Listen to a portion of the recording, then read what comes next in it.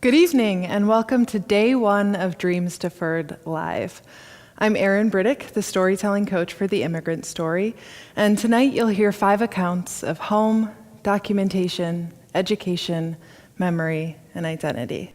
The Immigrant Story began in 2017 with a simple mission: to conduct interviews and share the stories of immigrants with the public, to cultivate empathy and connection. Since then, we've grown, and we're lucky to be able to feature the stories of immigrants, refugees, and asylees from countries all over the world. We're also fortunate to take part in the City of Beaverton's Welcoming Week. This is an opportunity to listen to our neighbors, to foster belonging, and to celebrate the cultural diversity of our community. On that note, I would like to invite Mayor Denny Doyle of Beaverton to say a few words. Hi, it's Beaverton Welcoming Week. Thank you for joining us for our 6th annual Years of Celebration. More than a week filled with opportunities to come together and appreciate the values that unite us. This year, we stand as one: immigrants, refugees, and U.S.-born, creating our home together. I am very grateful to our community partners and the many organizations who are helping raise awareness. Thank you for demonstrating the benefits of welcoming everyone.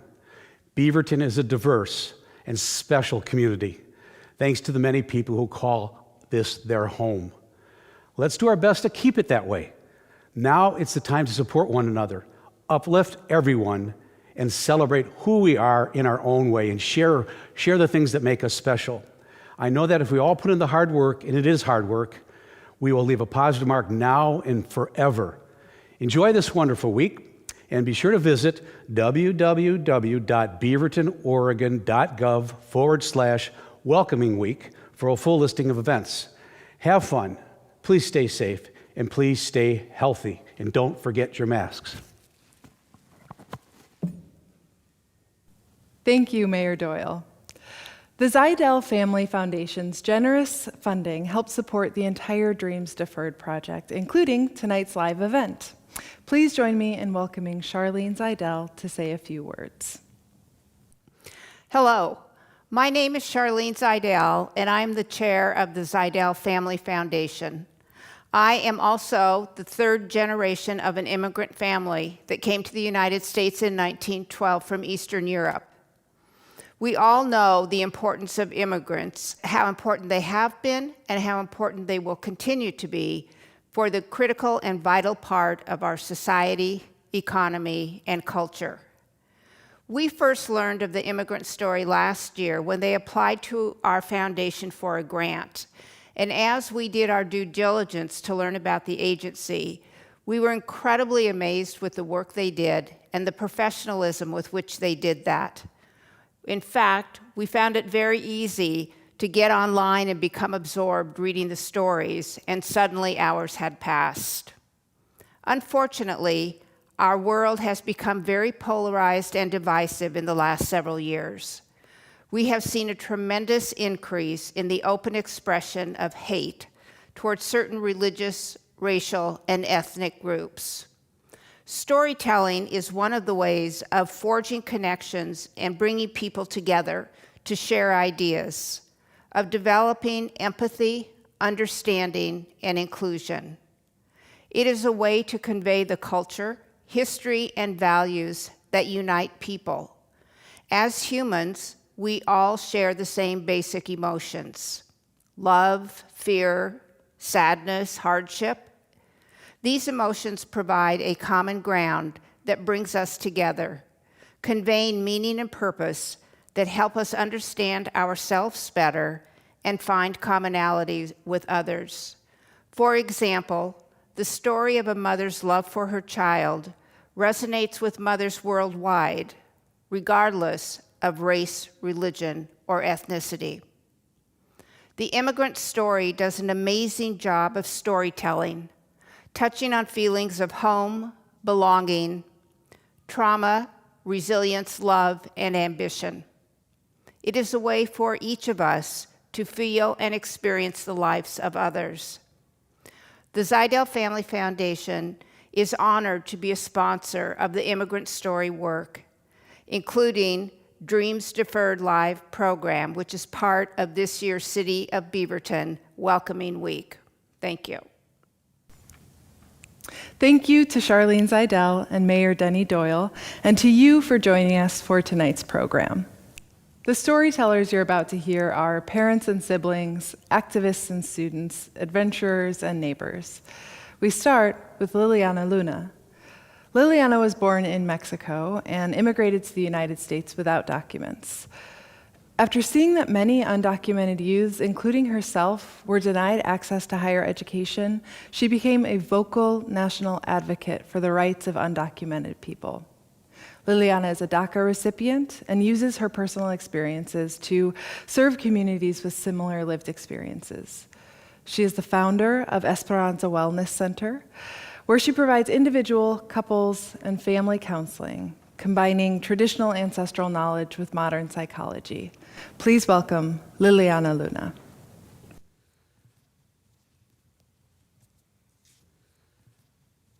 I am 18 years old. I'm wearing my cap and gown as a way to represent the education access we were demanding. We are marching the streets of Portland. 3 undocumented students and I are marching towards an ICE office. And as we march, I shout, "Undocumented, unafraid," while my dad's words echo inside of me. You are selfish for risking your arrest. The government is so much bigger than you. The system is bigger than you. What if they deport all of us? On May 1st, 2012, I made the conscious decision of fighting against fear. When I think about this memory, I imagine this little girl with a big armor and a lot of courage. This little girl was ready to fight the biggest monster, the deportation machine, ICE.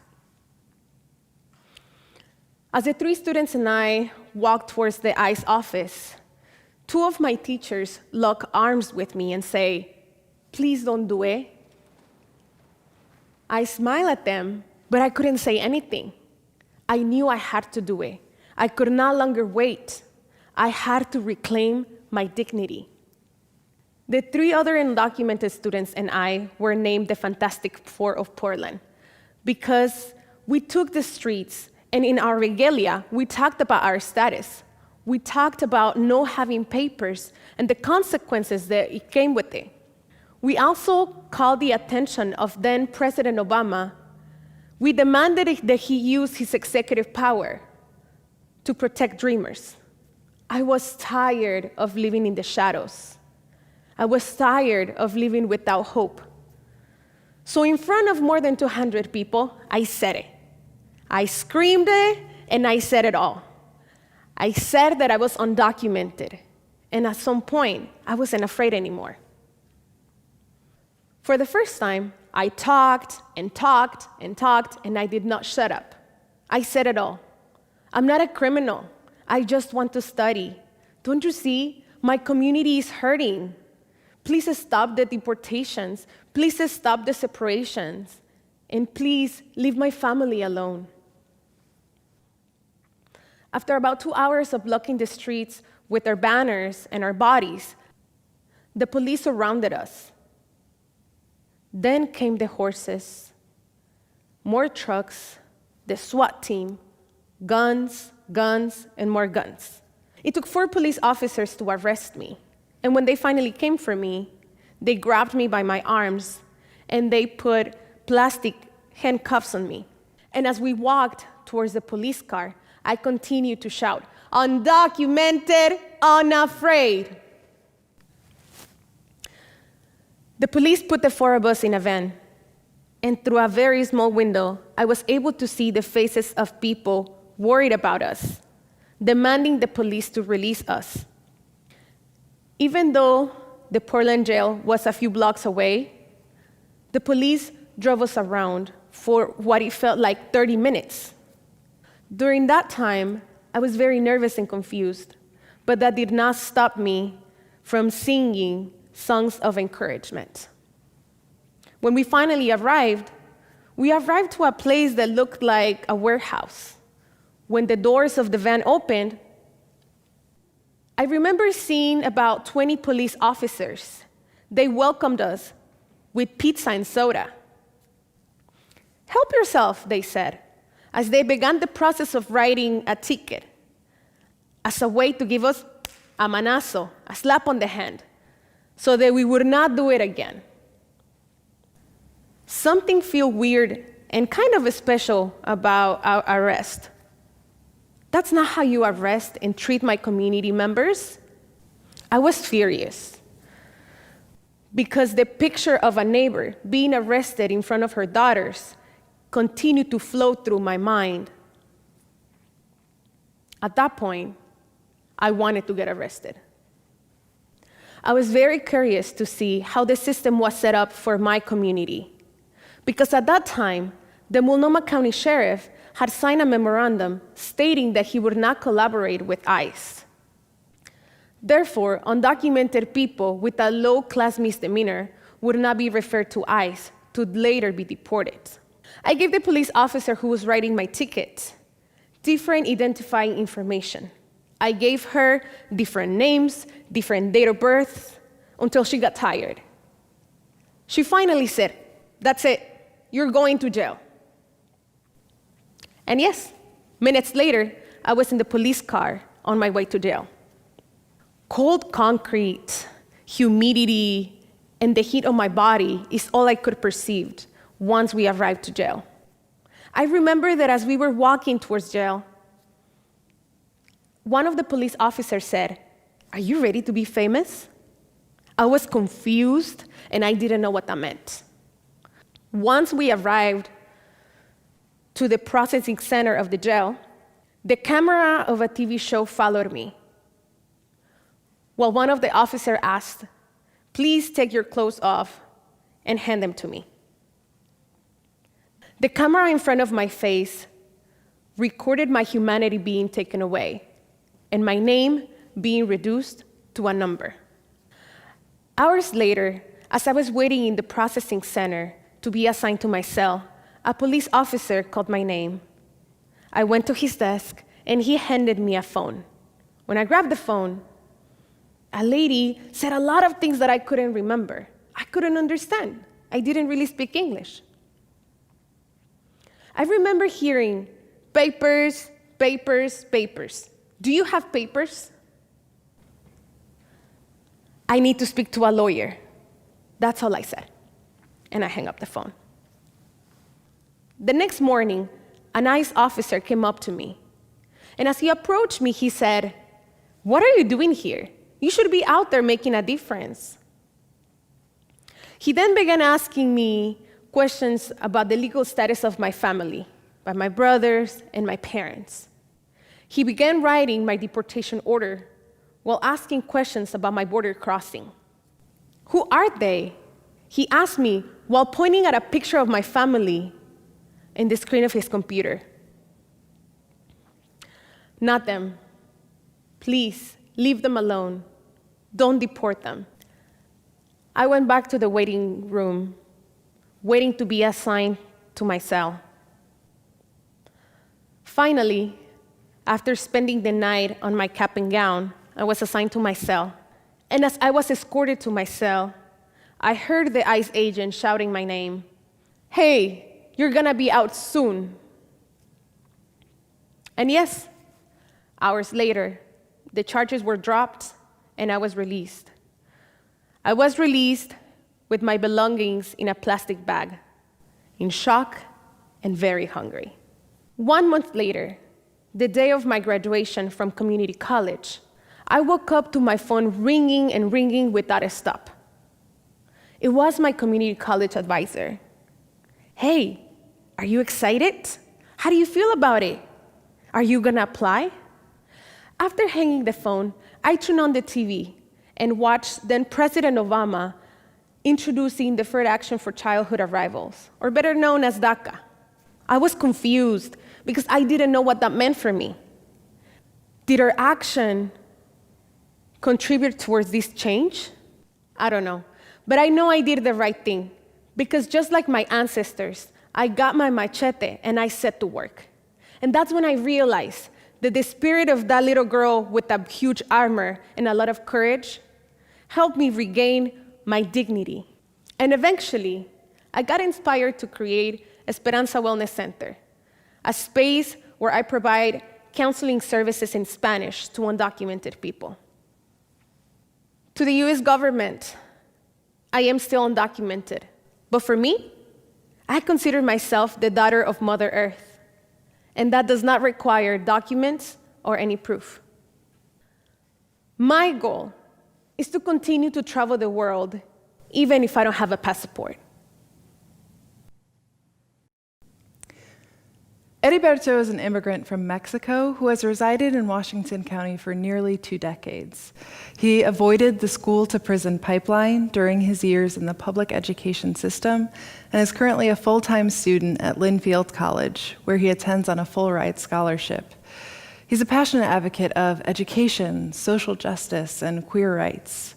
His work has been featured by the New York Times and the Obama administration. At just 24 years old, Heriberto counts 5 years of experience administering high-level programs for local nonprofits and is an awarded activist. Join me in welcoming Heriberto.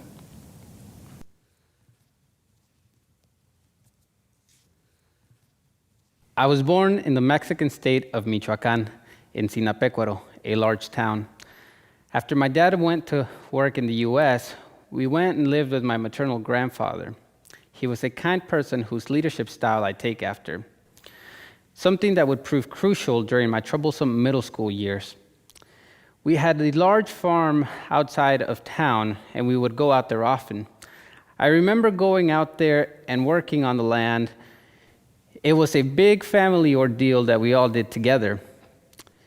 Sometimes we would bring back sacks of vegetables, but we would really sell the majority of the produce. My grandfather was always helping out people too.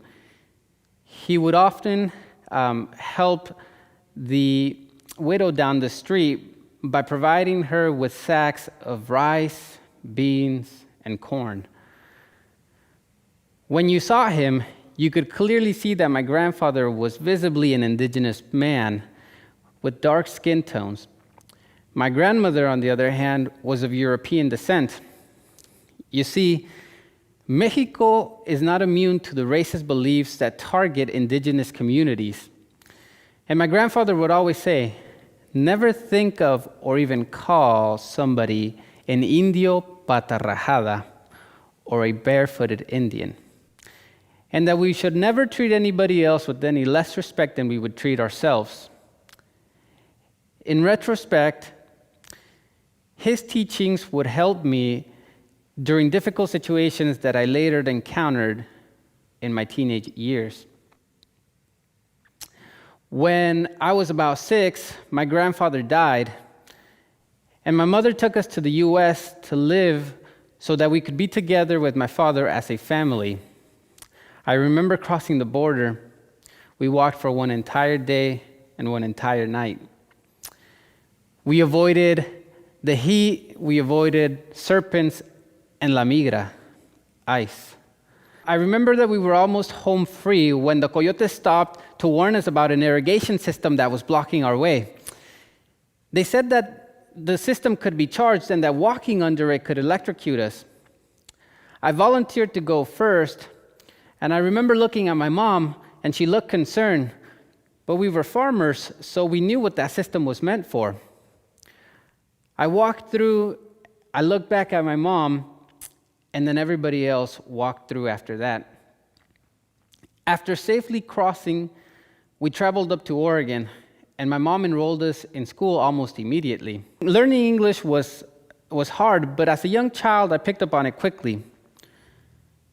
Adapting to the US educational system, however, was the bigger challenge. When I was in the 7th grade, I had a great relationship with my PE teacher, so I would always hang out around him. I never had any enemies, but I had a close group of friends, some of whom became members of the school gang. I also remember that my PE teacher was teaching me a Greco-Roman style wrestling, and everybody else became interested in it. So it became a habit for us to meet during a lunch hour in the gym for practice. I remember one day I was running late for practice, and my friends were already in there. I walked through the gym doors, and I saw my friends off in the distance. They were standing in a circle. So I made my way over to them, and they were arguing about another student who had called us beaners. They were arguing about a strategy to beat him up. When I asked who the student was, they told me, and I knew that that student was a trained wrestler. So I said to them, we might not want to get it going with him. None of us are trained at all, and we're probably going to lose. Then suddenly somebody shouted in the back and said, well, then maybe you should get beat up. And next thing I knew, one of the bigger guys, Jay, had struck me with his entire forearm in my face and in the back of my head. I hit the ground so hard and I saw a red flash, and I felt kicks on all sides of my body. I tried to keep my head protected, but that wasn't working as my hands just flopped like spaghetti. Then suddenly, everybody ran out of the gym. A few people stopped to help me out. Jay also stopped, and he said, now you're in the gang. And I said I didn't want to be in it. And then he said, well, you know what happens if you try to get out. And I did know. We all knew. You see, in real street gangs, the only way out is in a casket. I certainly didn't want to be in a gang, but now I was in it. The older kids, the 8th graders, had control over it. I was in the 7th grade.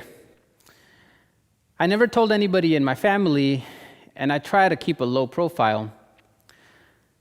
I wasn't supposed to challenge any of the decisions of the group or go against any of them. If I was told to do something, I was expected to do it. So I really just tried to keep my head down, but that always didn't work. I remember the older kids at one point were asking us to tag the gang affiliation on every bathroom door. And I never really did that because I figured that they would never really know if I did it or not. Other times they would ask us to wear specific colors. That I would do because I didn't want to be the one singled out. Otherwise, I could get jumped again. Jumping could often happen from time to time just to teach us how to behave. I belonged to the gang for my 7th and 8th grade years. I remember I was riding my scooter home bareheaded because I couldn't afford a helmet when a kid who was not in the gang pushed me off the scooter. I hit my head on the concrete and I passed out. I woke up crying because of the pain, and I remember 2 of the older gang members chasing the kid who had pushed me for a long way. So then people who were around me and at the school realized that I had people who had my back. The 7th grade was over and I moved on to the 8th grade. I was in a natural line of succession at this point for the leadership of the gang. The 3 past leaders of the gang had all been expelled from the middle school, so by becoming the next leader of the gang, I became the school's next target. We always stuck together. Our unity alone caused fear in the administration. We never caused any real damages, and we certainly never hurt anyone. However, the school administration treated us like lowlifes and maggots who could simply be annihilated by stepping over us with no impunity. We were the targets of the school's administrators. One day, as I quietly sat at the lunch table eating an apple, my school principal towered over me. He glared at me for a few moments, and he grunted loudly. And then suddenly, bam, he slammed his hands on the table and challenged me, and he said, "Go on, what are you waiting for? Throw your apple." Defiantly, I laughed, And I said to him, "Be careful what you wish for, Mr. Parker." He then picked me up by the collar of my shirt and angrily escorted me to his office. The clatter from his footsteps echoed through the halls. It was such a distinct sound. He sat me down in his office, and I patiently waited in silence. I overheard the school secretary calling my father, explaining that I had been suspended and that he needed to come to pick me up immediately. I could hear my father's disappointment as he said he was on his way. Before my father could arrive, Mr. Parker began questioning me about my involvement in a food fight that had happened the day prior. I truthfully denied having any involvement in the food fight whatsoever, but he was reluctant to believe me anyway.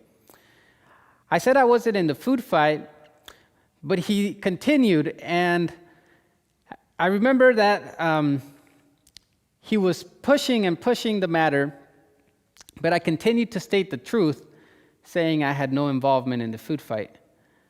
Unbeknownst to him, I had been in lunch detention the day prior and was catching up on a late science assignment. I remember my father then coming in, and the secretary was translating to him. He didn't really say anything. He really just wanted to get out of that situation. And they told us that I could come back to school the following week. Once I came back, they called me back down to the office, and I learned from the school secretary that my science teacher had actually vouched for me. He really saved me from an inevitable expulsion. I patiently waited in the lobby of the office when I was called in by the principal. I sat down, and he walked in, and with embarrassment draping over his face, he told me I had made a mistake, and he ripped up the disciplinary paperwork. I felt a kind of satisfaction for proving him wrong, but I couldn't help to think about the past students who were expelled. Like that, the school's administrators were siphoning young Latino men into the school-to-prison pipeline. A few days later, I went to see Mr. Stabino, a security guard at the school. We were having a heart-to-heart conversation. I remember the moment precisely. He sighed heavily. He looked at me,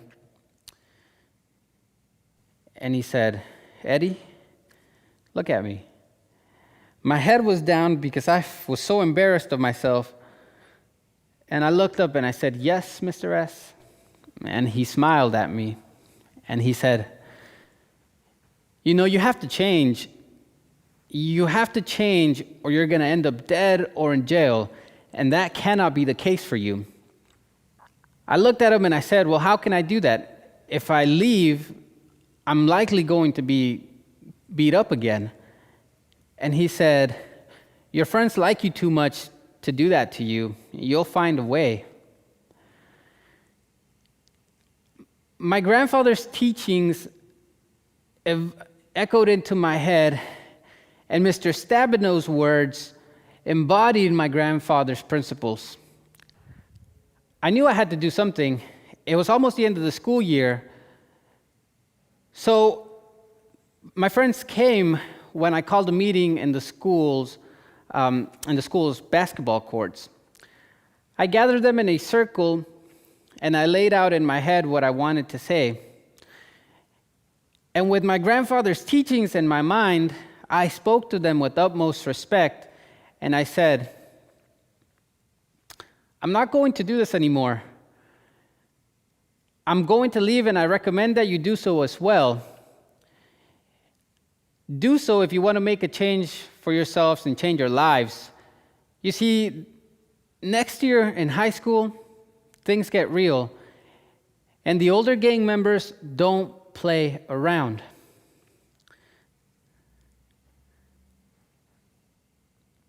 Like that, I walked away fearful that they would go after me and beat me up. But in that moment, as I walked away, I knew that I was better off without their friendship, so I decided to focus my time to school instead. I was truly lucky, for the past gang members had all been expelled, as I had mentioned. They all went to jail at one point in their lives. My predecessor, Peter, who was my best friend and my next-door neighbor, was even deported recently. Mr. Stabenow often said to me, "I believe you could be something great." And that always stuck with me. He made me see the value in myself as a person. He saw in me my natural ability to lead, something that my school principal had failed to see. My school principal, Mr. Parker, had made me feel the opposite. He made me feel that I was a bad student and that I was just a terrible person. His assumptions about me and his misconceptions blinded him from my potential. And he treated me with no respect. My freshman year of high school, I began a process of self-renovation. I kept a low profile, and I began to focus on school. I ended high school being one of the most respected students by both the student body and the school staff and administration. I came a long way, developing into a civics leader along the way. In 2016, I led the stand-up FG student walkouts in Forest Grove, Oregon. That movement became the catalyst that ensured the passage of the Oregon Ethnic Studies Bill, a first of its kind in the entire nation, where Oregon now suggests to local public schools to teach a form of ethnic studies in their systems, in their schools. Mr. Stabenow was right. And now here I am, a decade later, a full tuition scholar at a private liberal arts college, an awarded activist, and a fearless fighter. Miguel Rodriguez is a former undocumented person focused on actualizing systemic change in the educational sector. Currently, he works at the Oregon Museum of Science and Industry as their talent development and inclusion strategist. He's also a co-founder and project coordinator at Portland through a Latinx Lens, consistently mentors and advocates for youth of color, and loves creating hip-hop music in his free time. Please welcome Miguel.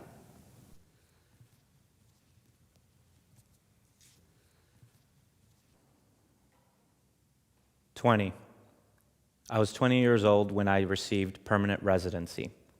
It was the first week of October of 2014. And in that moment, I felt relieved. I felt great. However, 2 years prior, I'd been navigating my community college as an undocumented and DACA individual. So it was something along the lines of having to fundraise with my family and friends, working full-time with my DACA card in 2012, and just applying to scholarships that, didn't really apply to me. So it was a very intense time to be able to fund my education. And now that I was going to move on to finish my degree at Portland State University, I was kind of like, I don't know how I'm going to do that, because I'm in this moment where I'm not eligible for a lot of financial aid and all these things. So what was I going to do? So I ended up waiting. That's kind of like what it is for me. It's the waiting game. In between community college and Portland State, I moved to Portland for 2 reasons. The first reason was to establish myself here in the city, and the second one was to continue my immigration process. So I needed to get vaccinations, I needed to be interviewed by an immigration officer, and I needed to wait to receive my green card. But at the same time, my family and friends were all down in Roseburg. Roseburg's this small town of 20,000 people, about 180 miles south of downtown Portland. And it was an incredibly difficult time because Roseburg was this small town, predominantly white and rural, and I was out of place being an LA kid. But then on the flip side, here in Portland, I had no one. I was just by myself. I didn't have anybody, and I felt pretty scared. I felt alone. I didn't really know how to navigate this situation that I was in. So what I tended to do is on weekends, I would head down to Roseburg by Greyhound and visit my mom and friends. But what I ended up doing is I refrained from telling them how I was navigating this year. I was alone, I was scared, I was terrified. I just didn't know how I was going to navigate this. It was a constant loop of, what are you going to do? And even if you figure out how to do it, it's going to take forever for you to continue your educational journey. So during this time, my mother and I, we had gone through some pretty rough stuff. The passing of my stepfather, falling out with my sister. But through thick and thin, we always moved as a collective. We always moved together as a family.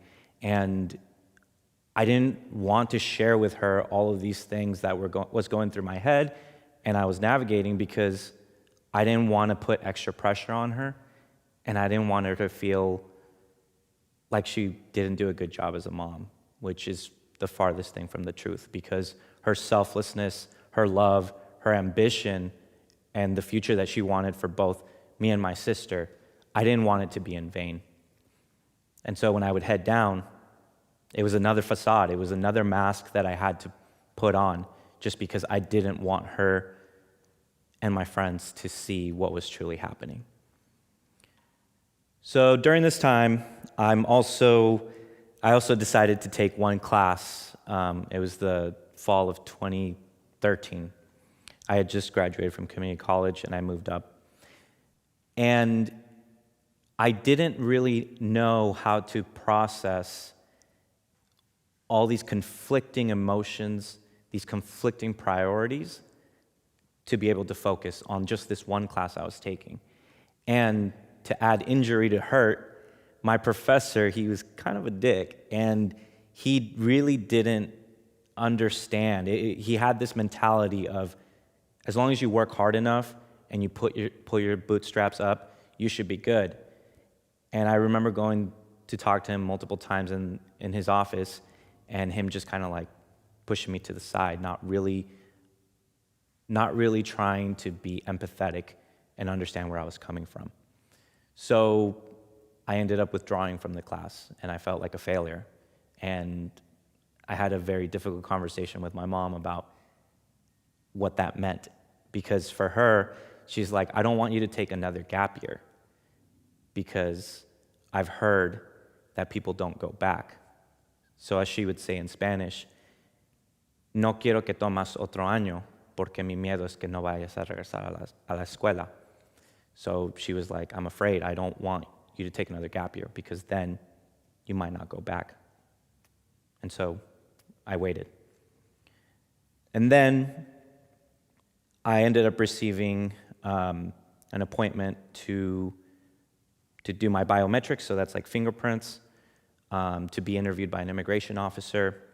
And without going into too much detail, it was very nerve-wracking and troublesome, because these individuals were pretty much examining my character and everything that I stood for, just so that they could provide me with a green card.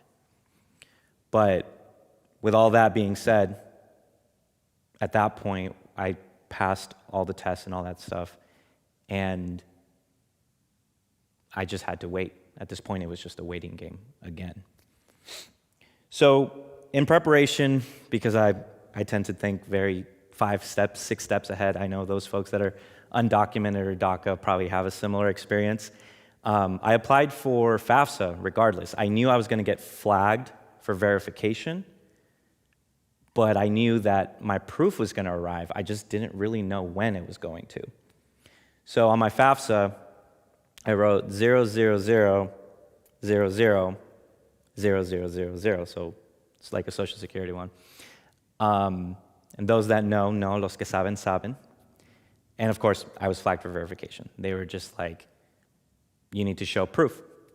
And so this started a kind of back and forth between me and the financial aid office, because they were like, you need to show us proof. And I would kind of like push them away a little bit, give them a little bit like, hey, I'm having a little difficulty finding my green card, or I've been working full time and I don't really have the time to come physically to show you my green card. So that was kind of like the back and forth that we consistently had. So it's the beginning of fall 2014. Our classes are starting. And I'm getting a little bit more worried, because I'm like, it's been 3-4 months and I still haven't received it. I did all that stuff during the summer. So I'm waiting, I'm in class, I can't really concentrate because, once again, I don't know what I'm going to do, because the drop deadline for non-payment is coming up really quick. And if I'm unable to pay for it, I'm going to have to drop this quarter or have to wait another year just so that the financial aid stuff works pretty well. So I'm not really concentrating. I'm surrounded by a lot of people, but yet I still feel pretty alone. And it's just frustrating. It's a cycle of just frustration, anger, apathy to some degree, and I'm just waiting. It's once again, it's a waiting game. So it's the week after the classes started. I get this text from my mom. She's like, "Creo que ya llegó. I think it's here." So I'm in my math group theory class, algebraic operations and structures and stuff like that. And I'm just kind of like, oh, okay. So I don't care. You know, my professor's just been talking a mile a minute. My classmates are just kind of like dozing off. And I'm like 30 minutes into the class, and I'm like, I'm just going to get out of here. I need to go deal with this. I don't care. I'm not going to wait anymore. So I scurry out of the class, and at this point, I wait at the MAX station for about 10 minutes. Then I ride the train for about another 40, 50 minutes, and I take a small little nap just because I'm exhausted and tired. And then when I arrive at my stop, I finally climb my 20 to 25 degree inclined hill for about another 20, 25 minutes. So one-way trip, it's about an hour and a half all the way to Happy Valley, which is this kind of suburb 10 miles southeast of downtown Portland. My mom and I are subleasing a basement at this moment together. So I arrive at the house. I'm sweaty, I'm tired, but I'm also excited. My adrenaline is pumping. I go down into the basement, I walk in, and I see my mom just in the far corner. She's kind of half in, half out from the patio, and she's lighting up her smoke, and she kind of turns around, looks at me, and she's like, "It's right there. It's like on our coffee table." So I cautiously, kind of scared, adrenaline pumping, I walk up to the coffee table and I grab it. And I'm pretty sure it is, because it says USCIS, which is the immigration office, whatever it's called. So I carefully open it, and even though I got approved, I'm still kind of thinking in the back of my head, what if they ended up actually rejecting me? And so I'm just going to receive a letter that says, "Hey, actually, psych, okay, you actually don't get a green card." So I'm kind of like running scenarios in my head. I open it, and I slide the paper out, and there's my green card.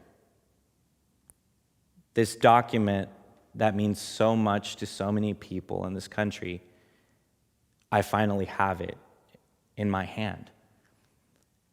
So I look at my mom and she asks me, "Is it the green card?" And I say, "Yes." And for those that, know my mom and I pretty well, we don't cry. We tend to repress our emotions a little bit. But in that moment, she came over and she gave me a hug, and we embraced for what felt like an eternity, but it was actually just a minute. So she's like, "All right, you finally got your green card." And then at that moment, I'm like, "Oh snap, I gotta go back to school, because if not, I'm gonna miss one of my other classes, and I gotta go to the financial aid office, because I know they're gonna keep pressing me about it." So I quickly hug my mom again, and as I'm heading out the door, she quickly says, "Ya llegó, al fin." It finally arrived. So at this point, I'm like like I said, it was an hour and a half to get there, but this time it doesn't feel that way just because I'm so excited. But at this point, I'm also mentally preparing myself to kind of fight the next battle, my next opponent, as I would say, which is the financial aid office. Because since day one, they were pretty fucking mean. Like, I think the best way I could describe it is, if you remember Peanuts, the cartoons, like when the adults would speak, it was like, it was kind of like that, but just their tone was just a lot more meaner and aggressive. So that's exactly the mentality that I was like, I'm gonna get ready to fight these people, because I'm like, I need to get this verified real quick. So I'm on the train, and at this point I'm like, I'm not gonna wait anymore. I just need to go and do it. I arrived to the financial aid office, and they're there. I kid you not, I'm pretty sweaty at this point, because I'm just like, I've been running back and forth. And I'm waiting in the line. And then I finally arrive to the financial aid office person, one of them. And I'm like, "Here's my green card. I need to submit it for verification." And the lady kind of just looks at me for a second. She's like, "Oh, okay, enter your student ID." I enter it, and she's like, "Okay, I'm just going to take your green card.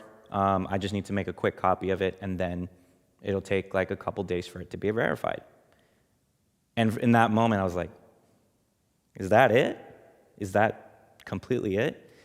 In my head, I didn't say that out loud. If not, she would have been like, "Okay." So I'm about to head out, because she gives me my green card, and I'm kind of like, ugh. The payment drop deadline is like next week. So if they're unable to verify it by then, I won't be able to get my financial aid to make sure I can continue classes.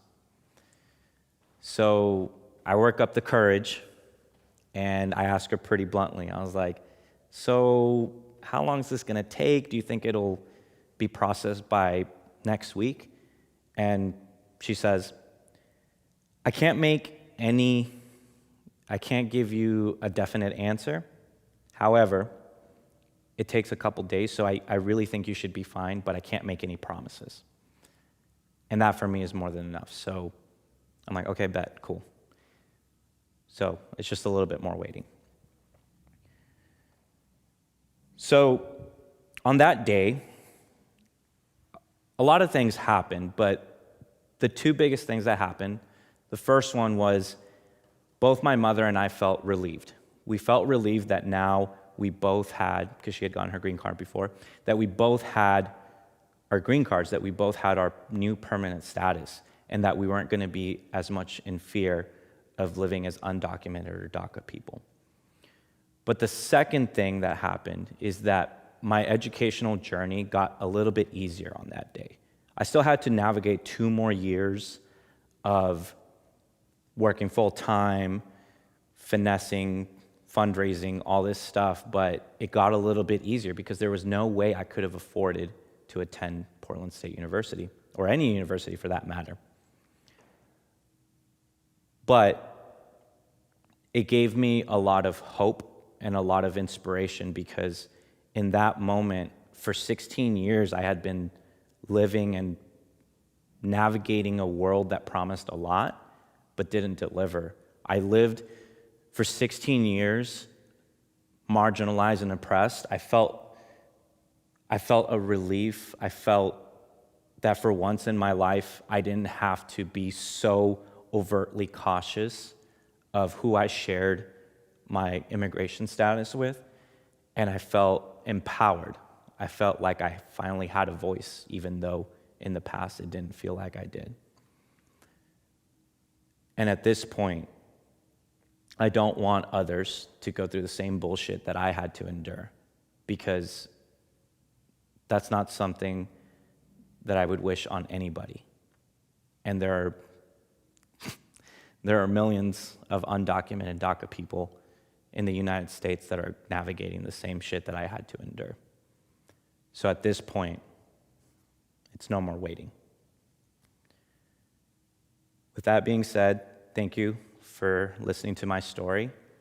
And I do want to quickly say that in this moment, we need to continue our fight to abolish ICE, Black Lives Matter, and that just signing on to petitions or just donating money or voting is not enough. We need to organize with our community and be in solidarity for us to create a better future, not just for people like myself, but for other communities that are struggling through these horrific and pretty terrible times at the moment. So please remember that this is not just a story, this is my life, and I don't want others to just take it for a story, because there's a lot of impact here that lets me move in my life in ways that others are blind to or haven't heard. So once again, thank you so much, and goodbye. Petrona is a first-generation documented college student currently entering her senior year in the School of Social Work at Portland State University. Born in the beautiful Tierra de Guatemala, she has resided in Washington County for over 17 years, working passionately on various issues such as advocating for Sanctuary, a Dreamers Resource Center, and, most recently, an ethnic studies course at Portland Community College. In her free time, Petrona enjoys watching documentaries, exploring Oregon, and making memorable adventures with family and friends. Please welcome Petrona.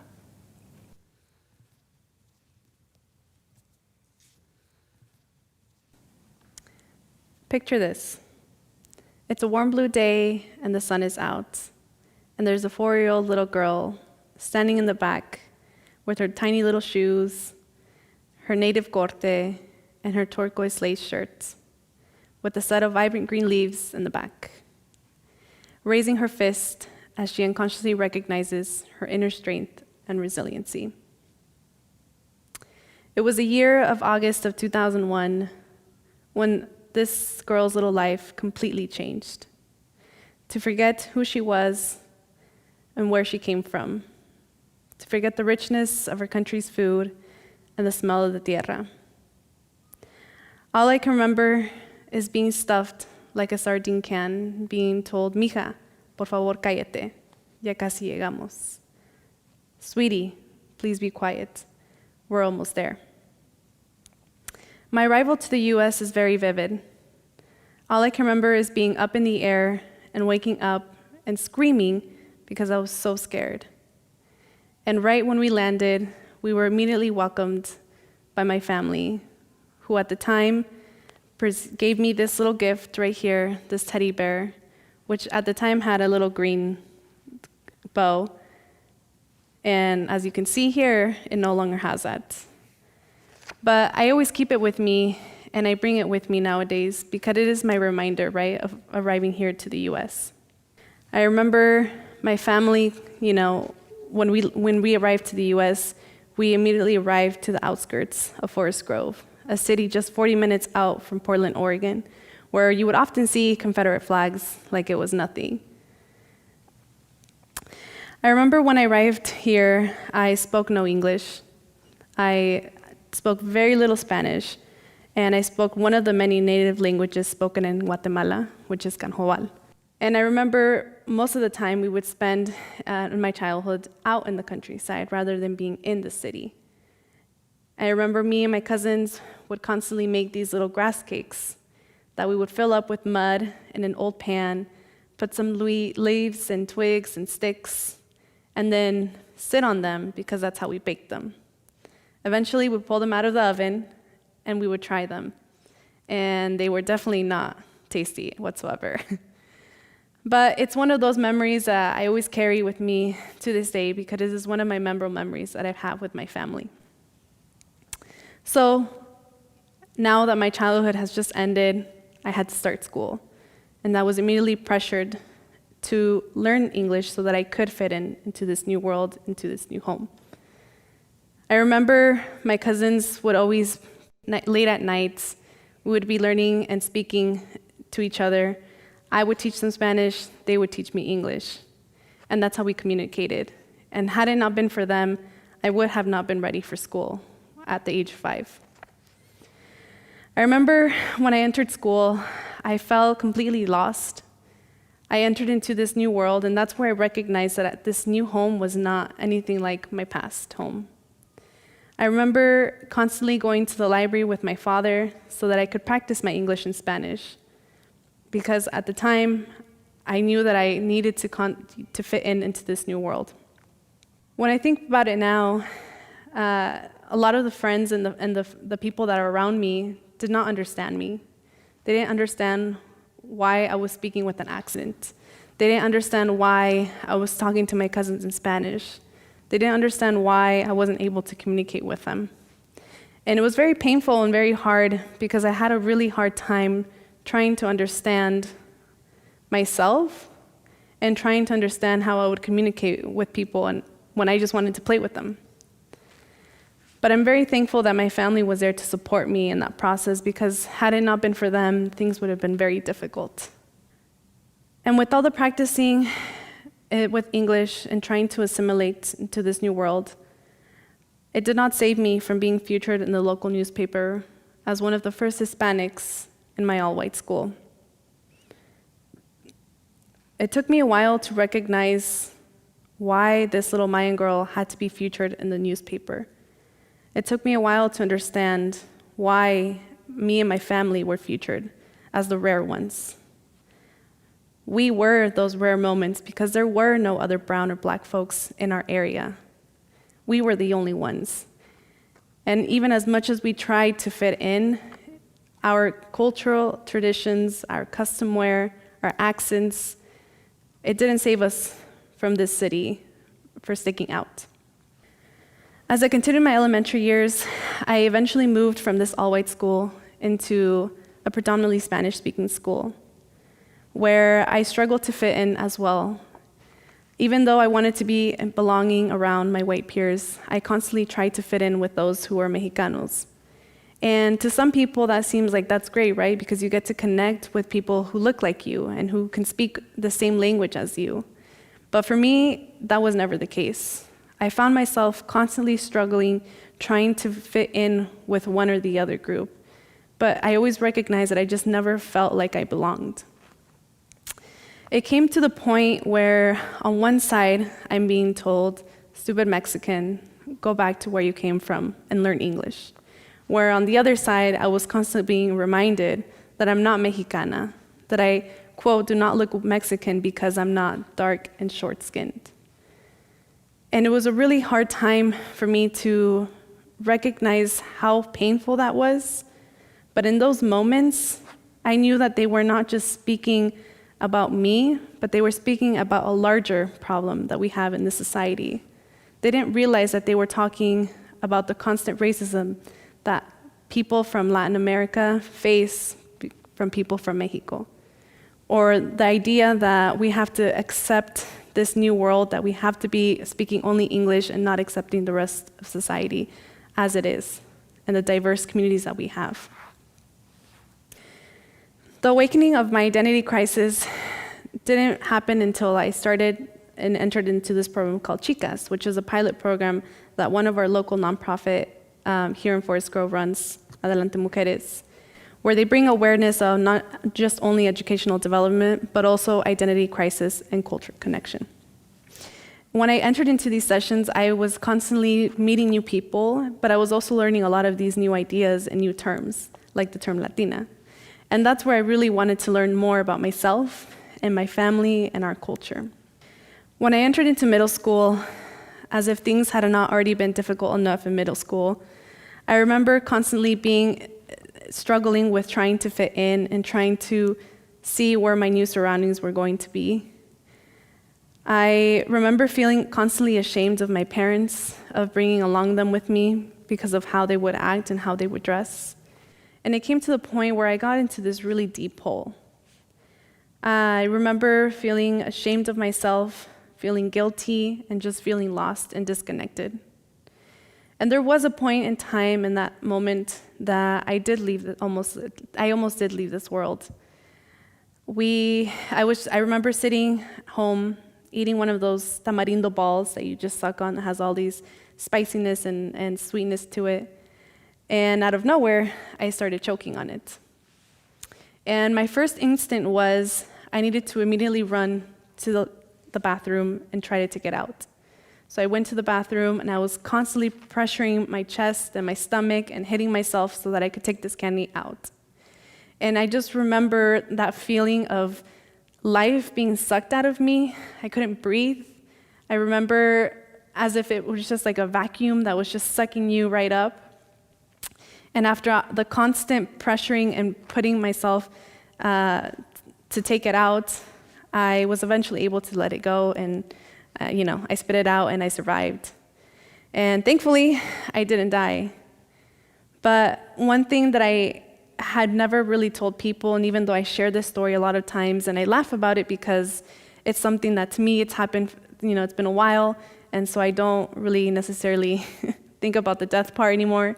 But what I don't tell people is, for a split second, I do remember this idea coming to life into my head and saying, Petrona, you can end your struggle right here. This is where you can stop it. People would remember you as a girl who died because she choked on a candy, rather than knowing the real truth about why you wanted to leave this world. It was a feeling that I remember in those action movies where you just have like that split second of just thinking of all these things coming into your head. And then eventually, once I spit that candy out, I realized how terrifying that moment was for me, because I could have made that choice to let myself go, because I didn't want to tell my family, I didn't want to tell my friends, and especially my teachers around me about what I was going through.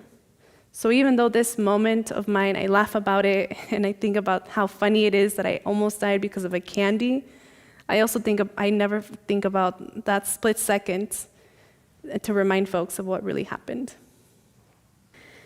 So as I entered into high school, I was already feeling a deep hole, and I was feeling depressed and disconnected from life. That this is a moment where I had to add on another layer to my struggle. I remember thinking back and remembering why my parents never allowed me to go and out and be with friends. I remember my family constantly telling me to not speak about myself or let me go on trips when I wanted to go to Korea, as one example.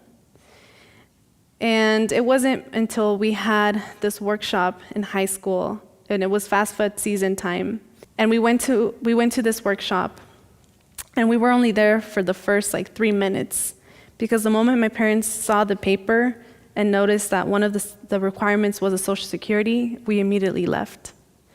And it wasn't till then that I realized what that meant for me. Although they didn't explicitly say to me that I was undocumented, they made it clear that I was not going to be able to have the same life as my cousins. And that's when I came to realize about my immigration status. My parents immediately allowed me to apply for the program called DACA, Deferred Action for Childhood Arrivals, which gave me a temporary relief from deportation, but it also allowed me to be able to go to work and get my state ID. And even though it sucks to constantly have to remind yourself that you have to renew your freedom for 2 years, it's something that I definitely don't take for granted.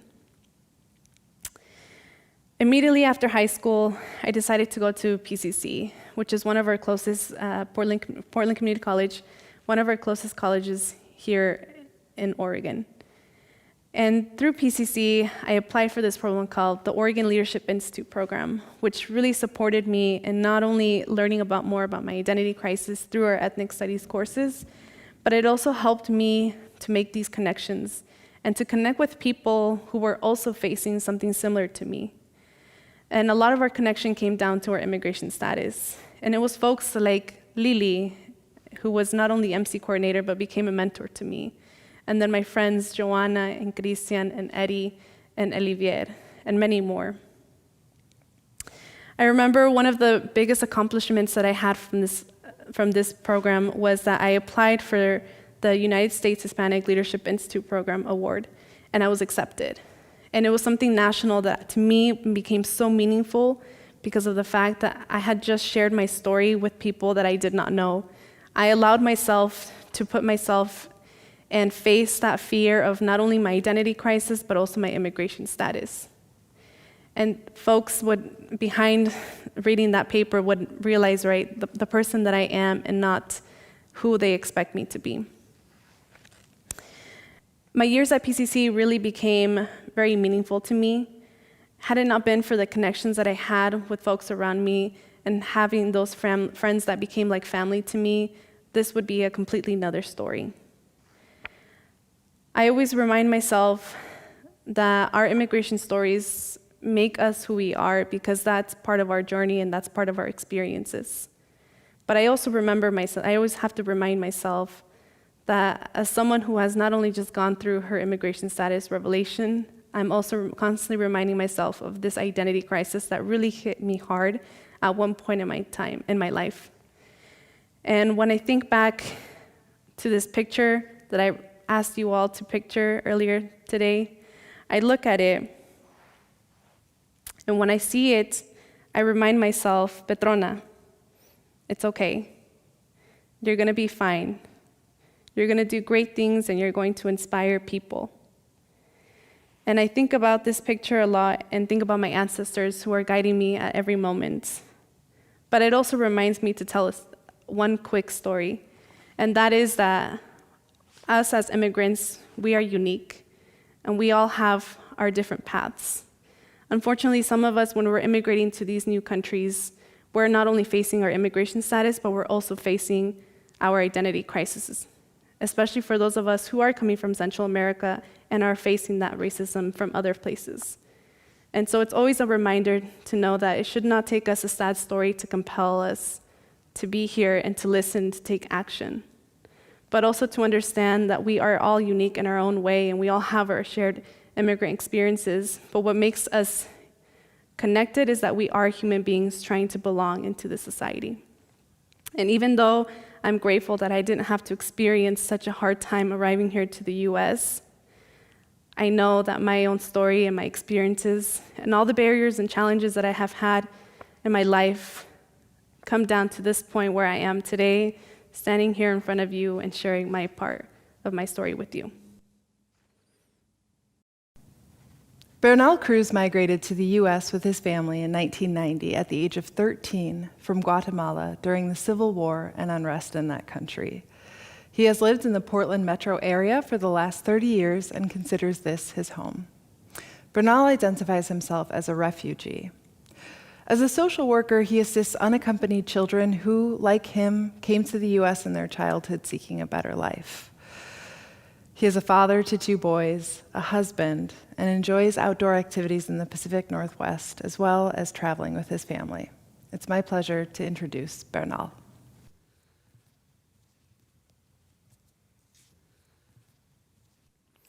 We never made plans on Sunday when I was a child. That's because there wasn't really only one thing to do, and that was Sunday lunch at my grandmother's house. My dad's mom, and the matriarch of her family.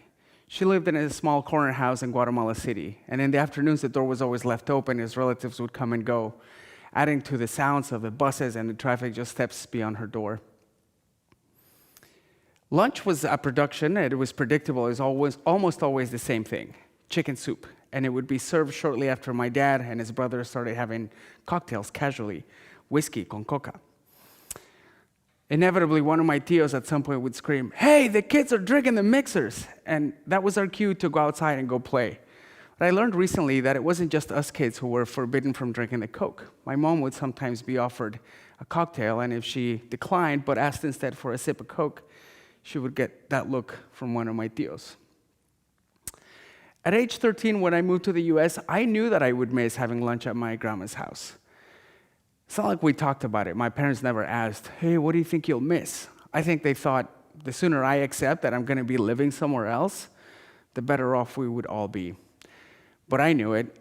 I knew I'd be missing my grandmother and my cousins.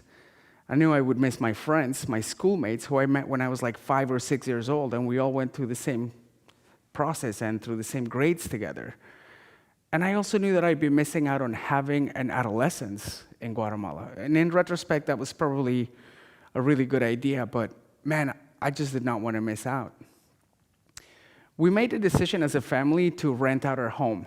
And one of the things we did is we built a room upstairs on the roof, on the terrace, to keep the things that we really couldn't do without. So memories and documents, important pictures, and for me, important toys.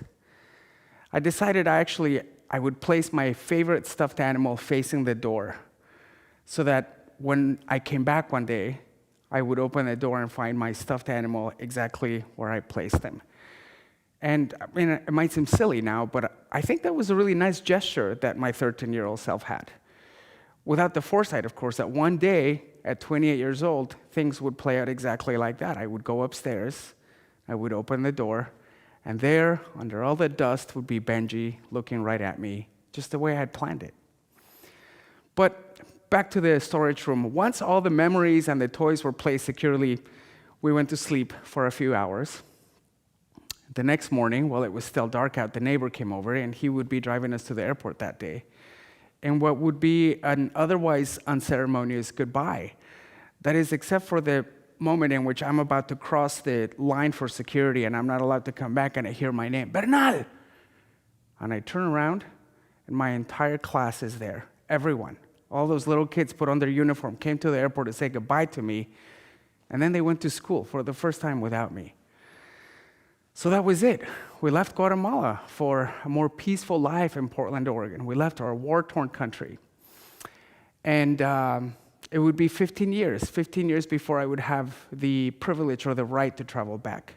And that day came, and 15 years later, when I traveled back to Guatemala, one of the first few things I wanted to do was go see my grandmother. I had a certain urgency about it.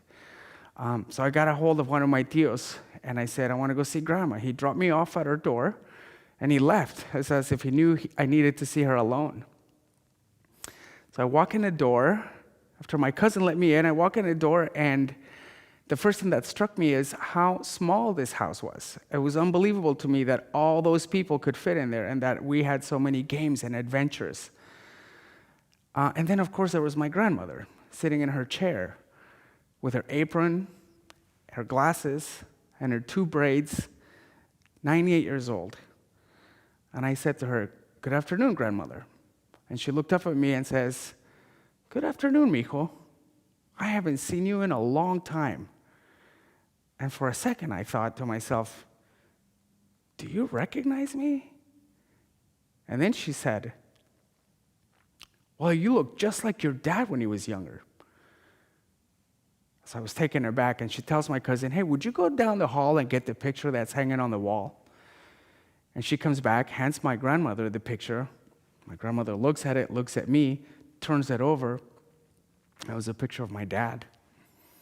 So I went up to her, and I put my arms around her, and I sobbed, I cried. I was so moved that she recognized me. There was no doubt that she recognized me. I was very surprised. I mean, after all, it had been 15 years. She's 98 years old, and I have 60-plus cousins that I know of. So yeah, I was very surprised. I was also surprised to find out that Sunday lunch was not a thing anymore. I mean, it happened infrequently, and at that point, sometimes when it happened, it was at somebody else's house, and the menu was different, and my tios, they all had too much to drink, and if there was Coke now, it was for anybody. Kids, wives, grandkids, anybody could just help themselves.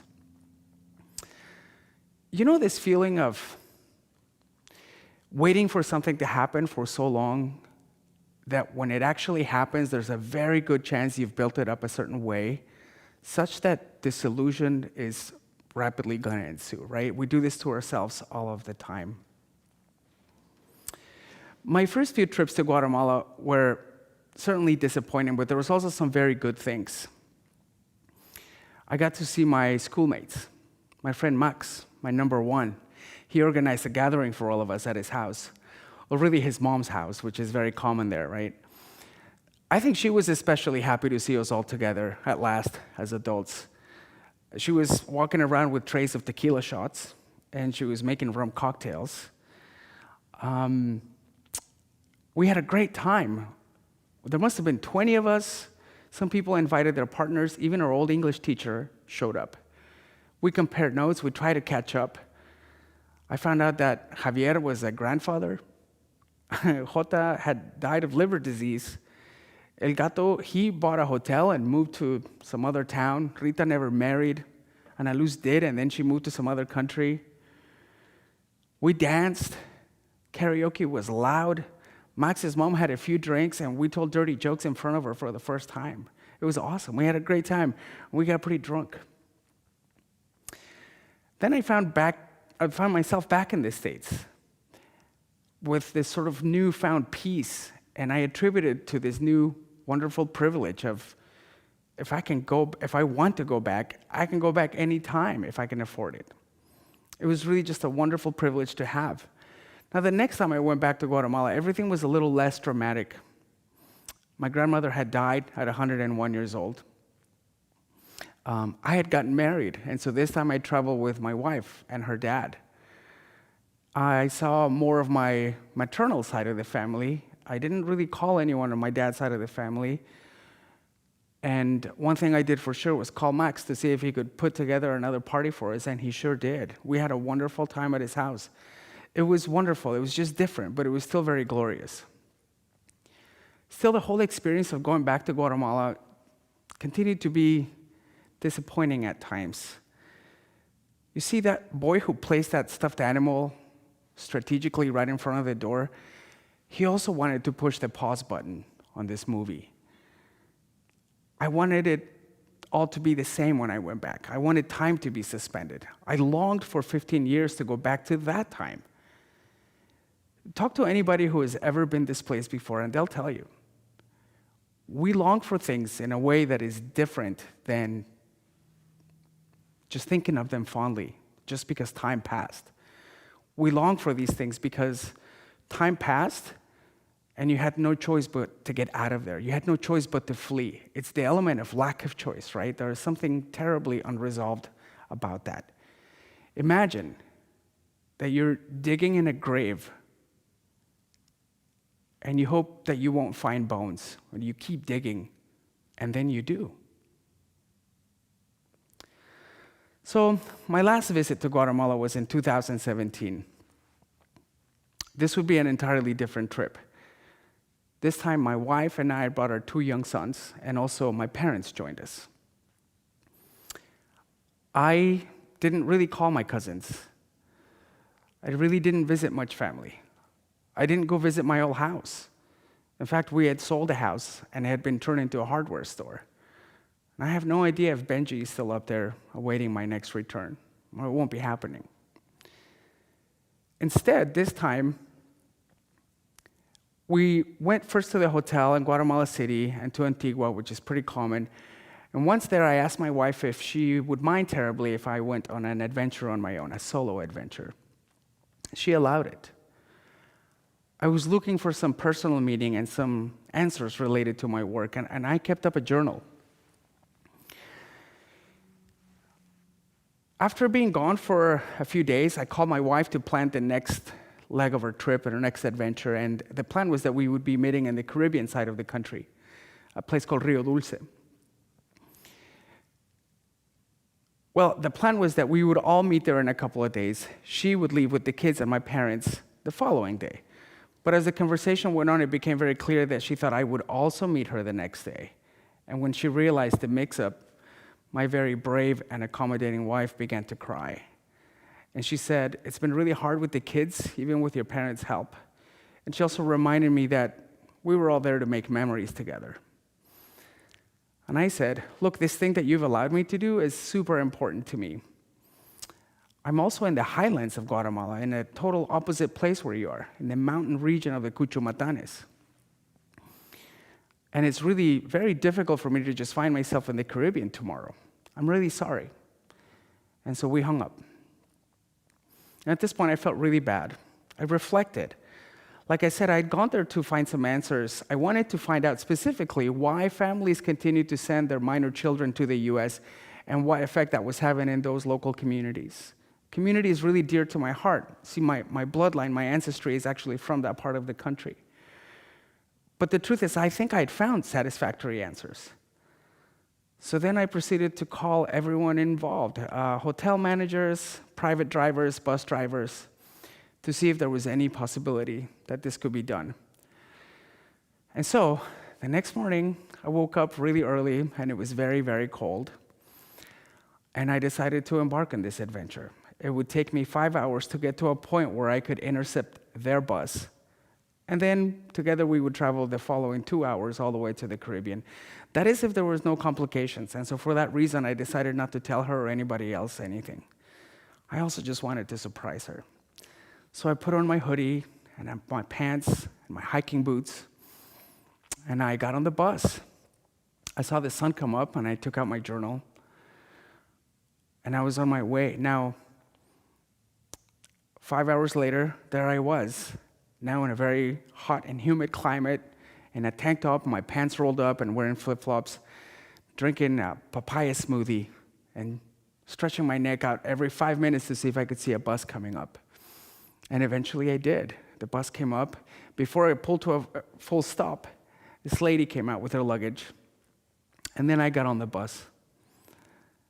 Way in the back, I saw my wife with my 2 kids crawling all over her. And a few rows in front of her, my parents. My dad saw me first. His jaw just dropped. And when my mom saw me, she actually screamed, "Bernal!" That's when my wife looked up.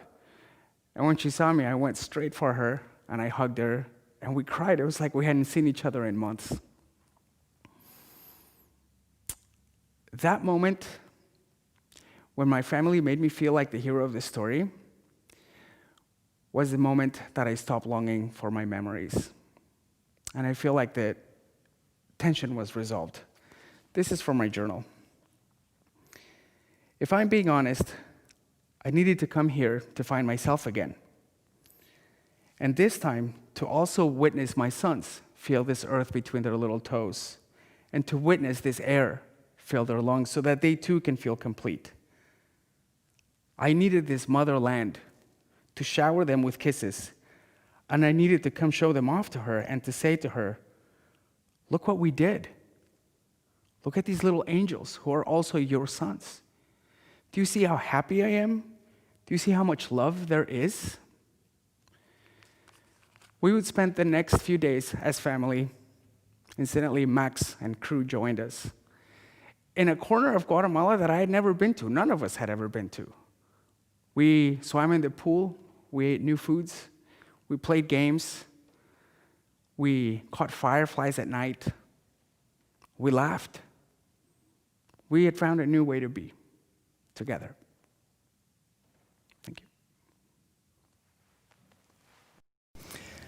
The Immigrant Story thanks our 5 storytellers: Liliana Luna, Heriberto Bolanos, Miguel Rodriguez, Petrona Dominguez, and Bernal Cruz. Your stories help make our community whole. We would also like to thank our partners and sponsors for making tonight happen. Thank you to our event sponsor, Zidell Family Foundation, whose generous contribution made this event possible. Thank you as well to our programming partners, the City of Beaverton and the Mayor's Office. We also want to thank the Beaverton Arts Commission. In order to sustain high-quality art in Beaverton, the arts program provides culturally enriching activities, and we're so grateful for their support over the past 3 years. Thank you to St. Andrew's Lutheran Church for opening your doors to host this event. And finally, I'd like to recognize our partners: Northwest Documentary, the Oregon Historical Society, Oregon Arts Watch, Portland Through a Latinx Lens, Adelante Mujeres, Five Oaks Museum, Bags and Baggage, and the Literary Arts. We hope you'll join us Thursday, September 17th at 7 p.m. for Day 2 of Dreams Deferred Live. You'll hear the alluring music of Latin America, featuring musicians from our community. And one last note before you go. At the Immigrant Story, our content is produced free of cost. To produce these shows and other high-quality programming, it costs money. We depend on your generosity to sustain our nonprofit that's run entirely by volunteers. If you're willing and able, please consider donating to the Immigrant Story at theimmigrantstory.org/donate. Thank you and have a great night.